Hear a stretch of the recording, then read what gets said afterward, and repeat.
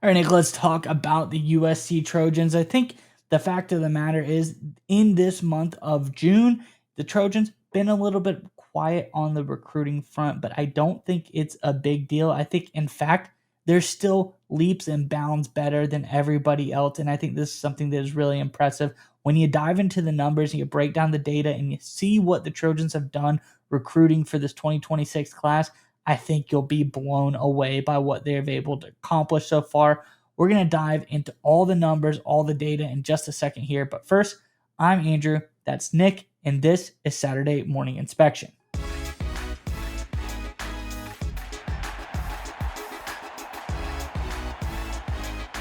All right, Nick, as I alluded to, Trojans still really hot, still have a really great recruiting class, number one overall in all of college football. And it's not just me saying it. Let's bring up our article from ESPN talking about for the month of June, who had the best recruiting class success in the month of June and who's doing really good so far. And that's none other than the USC Trojans. Again, this is from over on ESPN. It says current ESPN class ranking number one overall. The Trojans shot out the hottest start of any program in 2026 cycle, spurred on by a January arrival of general manager Chad Bowden.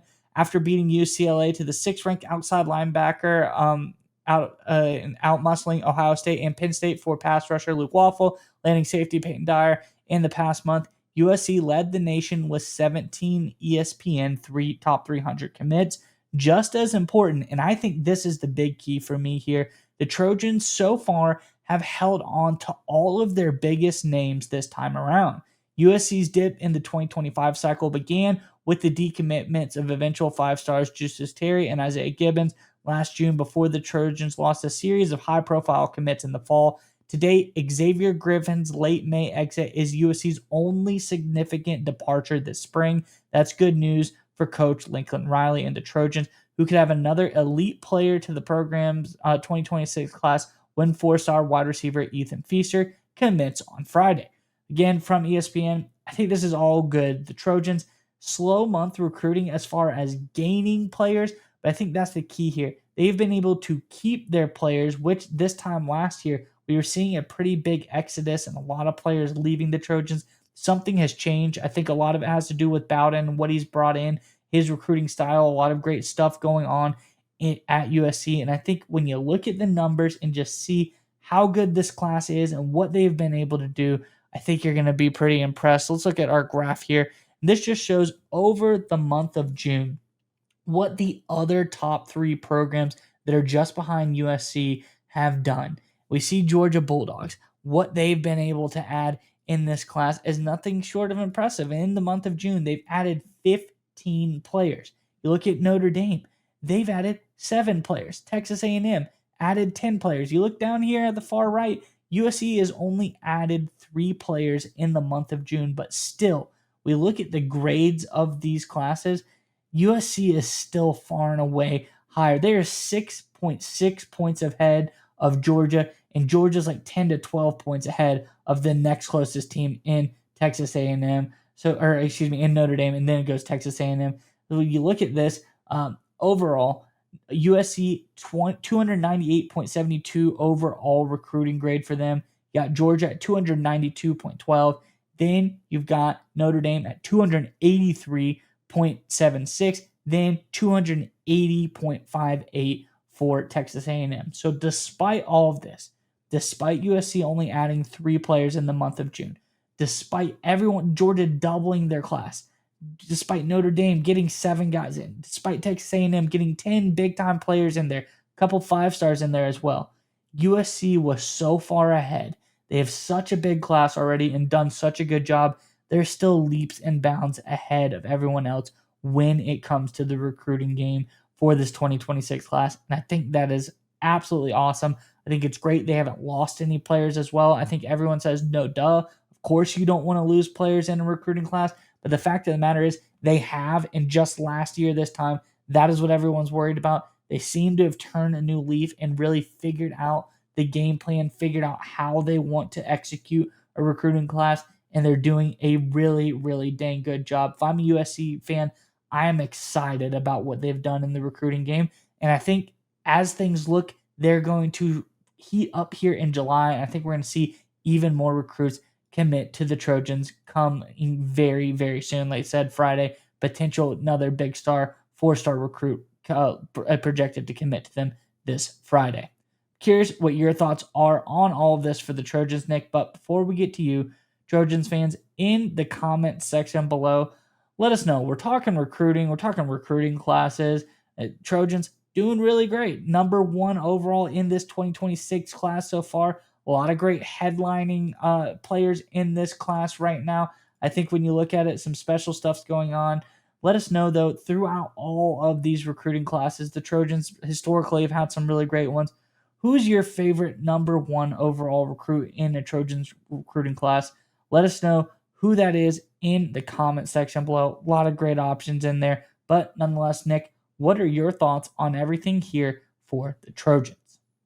So I'll have to admit, right, when you first sent me this story and we started talking about it, I was surprised because I had kind of fallen victim to all the big news of other schools and their big recruiting wins, and credit to them. You look at, of course, Notre Dame's had a great month. You look at Georgia's had a great month. Ohio State's won some guys, right?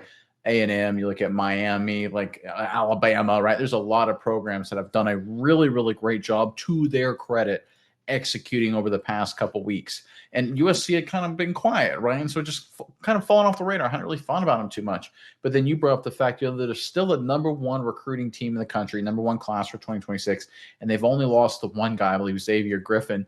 And outside of that, they've kept on their entire core of who they brought into this 2026 class, or projected to, in terms of their commitments at this point. And I had to step back and think, it's like, this is a different era of Lincoln Riley, because Lincoln Riley, for a large part of his career, and in terms of what he did at Oklahoma, I'll focus on that.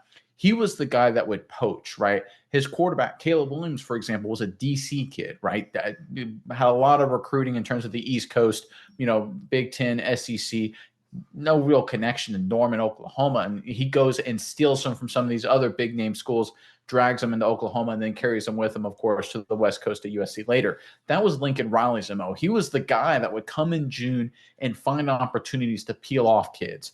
This time he's shifted, he's changed his dynamic, and I think Bowden plays a huge part in this. He is more, we're going to be aggressive early, and we're going to hold on to guys. And that is really an art and really an important thing, because it's very, very easy. I don't know, easy probably isn't the right word, but if you're a big name blue blood program and a big name blue blood coach like Lincoln Riley is, and like USC is a blue blood program, you can have really good recruiting classes. You can find a way to get it done and get a bunch of quality commitments. But once some of these kids, these 3, 4, 5 stars, whatever they may be, they get the offer, they go on the unofficial, or they go on the official, and they commit to USC, suddenly everyone and their grandmother is now like, okay, if this kid got an offer and committed to Lincoln Riley, okay, are we going to take a look at this? Oh, this kid got recruited by Bowden's staff. We know how good he was at Notre Dame. Okay, let's go after this kid because we know he's good, right? It draws all the attention on you. All your competitors are like, okay, they're like piranhas or like velociraptors. Like, maybe we can peel off one here. Maybe we can take a bite here, and just where he's not looking, take this kid, and where then he gets distracted, then we take that kid. It becomes just a feeding frenzy because everyone looks at the recruits you brought in and says, okay, USC would not be going after them unless they were good. It makes it very, very hard to defend, right? It was one of the great things about, in terms of just greatness of building a team that Nick Saban had at Alabama, is that they had the ability to get these recruits and keep them after they were committed. It was really an incredible job. It was because everyone was like, okay, if you get an offer from Nick Saban, you're good at football, we're going to go after you. And Saban was like, no, we'll keep you. We'll do whatever we got to do. You're going to go to the Crimson Tide. You're going to come to Tuscaloosa. He got it done. Now we're seeing Lincoln Riley follow that same track. And if that can continue, watch out, because obviously USC, they're going to get the recruits that they have because of it's the USC Trojans. Lincoln Riley is going to get the recruits he has because it's Lincoln Riley. We know what they've done on defense. Bowden, that's a whole nother level dynamic there. And now if they've got all this recruiting and transfer talent that's going to be attracted to USC, and then if they can retain it, then they become elite, right? Then they return to a dominant USC program.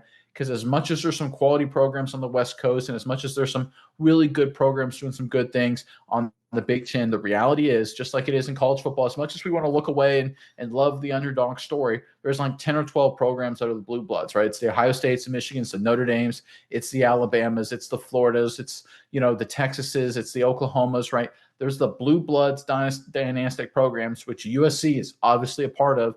And those are the guys that have the real chances year in and year out to compete at the highest level if they can retain, if they can hold the line when it comes to the recruits. USC last year didn't get it done. Lincoln Riley didn't get it done. This year, Riley with Bowden, they got it done. I think the sea change in of itself, just holding on to the commitments, we'll see an elevation in the overall talent for USC going forward. Now, again, we're talking 2026 class, so we're not talking something you'll see this fall, and we'll only see part of next fall when this class is freshmen. But we're seeing a continuing trend here where in a matter of a few years, we're going to look at this USC team, and they're not going to be a, oh, man, can they win 10, 11 games, maybe get into the playoffs, what's going to make it to the Big Ten championship game? We're going to see a team, again, returning to being a top 5, top 3 contender all season long, wire to wire, and being a heavy favorite to win national titles. I think it's only a couple years away. I know USC fans, I'm sure you guys are probably pretty impatient. You've been hearing that a lot now. But at this point, the data is becoming pretty undeniable. The Trojans are very quickly becoming not just a good team, not just a great team, but a championship level caliber team based on their talent and what they've done in the recruiting game.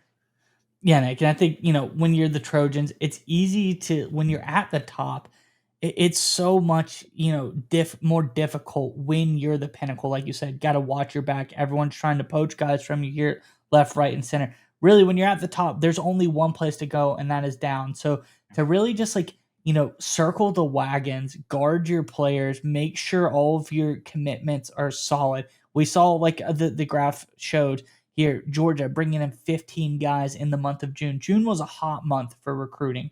When you have a big lead, sometimes it is really important to come out and say, hey, let's take a beat, let's take a step back and make sure we're not losing sight of anybody that we've already gained. And I think Trojans, the strategy you have here, that is really, really important. That is key because, it is much easier to go downhill than it is go up. And with the Trojans being at the top, that's truly their only option here. So for them to take a second and say, hey, let's make sure we don't falter. It's one thing to, keep driving, keep bringing in guys, but at some point we got to take a step back. We have 30 recruits in the class so far, man. We got to figure out, make sure everybody is accounted for. All heads are, on deck. Everybody's, still good. Everyone feels like they've been paid attention to. Let's keep this thing going. Let's not lose our focus. I think that was a really great strategy by Lincoln Riley. Like you said, I think this is a turning point for him. I think this is a class that obviously not going to do anything for them this year. But in the future, starting next year, we're going to see a change and we're going to see this team go forward. I hope they can build off this momentum. We've seen other programs, Bowden a part of, Notre Dame, they springboarded their national championship appearance into great recruiting class this year as well, going from, the mid-teens, like 12, 13 last year, to now they're up to number 3. USC having a top recruiting class, being able to springboard something into the 2027 class as well and keep the momentum going. I think it's going to be very, very important for them. I'm excited to see what happens, but I think this is the start of something really big for the USC Trojans. And just one final point to end on. Why is it so hard to keep these recruits after you commit? And this is sort of the dark side of modern college football. Because once a kid commits, let's say he goes to USC, and then people, like I said, are like, oh, he went to USC, must be good.